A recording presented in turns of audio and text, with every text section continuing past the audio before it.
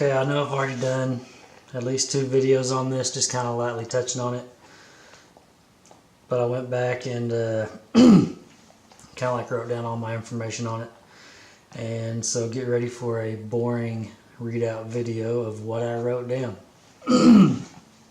on this subject. Okay, where did I start? Okay, no day is the same as another. With light and darkness, every day or 24-hour period is never the same as another.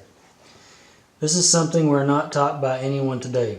We have been put so far away from nature and the natural order of things that if anyone would stumble across this information, it would be near useless to them. Only if they were searching for the truth would it be of value. In a year, the sun travels overhead from north to south and back north again, 0 degrees or the equator to 23.6 degrees north, back south to 23.6 degrees south, then back north to the equator, making a year. That's just a little mix-up of some numbers and information, world type of stuff. Anyway, those degrees are world numbers. I just said that. Every second of the day, the sun's position changes.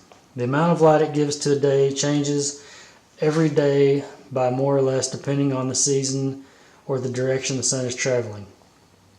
This may seem like the cycle would repeat the same every year.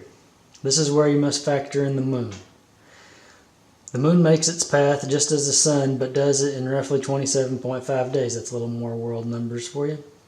If you observe the moon and its path at all, you will see it is very different from one night to the next. The moon's light and amount of light given also depends on its phase. Though a lesser light, the moon's exposure combined with the sun's time of exposure has great effects on nature. Animals and plants are still sensitive to this nature. Every year by itself, the sun repeats its path. If the sun and moon were to begin from the same starting point and go on their paths, it may take hundreds or even thousands of years for them to ever get back to that same point. Nobody out there knows this time frame exactly. Never mind, I said that wrong. Can't even read my own typing, that's how bad it gets.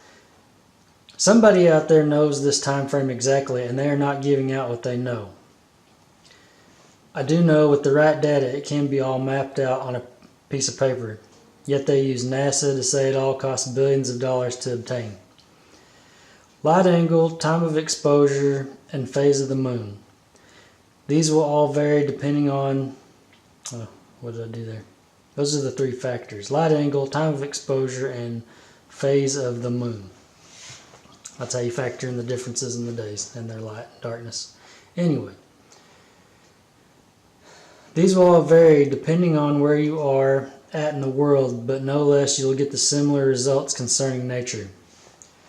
Now you might be thinking, what about cloudy days and nights? What about when it's raining? Clouds and rain are a part of nature, so they factor in, but light is still light in this case. Here's where you get a problem that is unnatural and alters nature's course. What if the clouds are no longer natural? What if the clouds alter the light to an extreme level and throw off nature? This already happens and has been for some time. Didn't really want to add this in, but the whole chemtrail thing could just be as simple as altering the light and its natural order.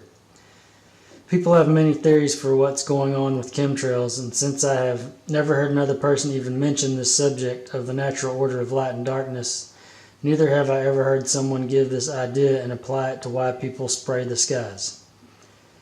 Blocking out the sun during the day, plus other weird visual things that happen like the rings.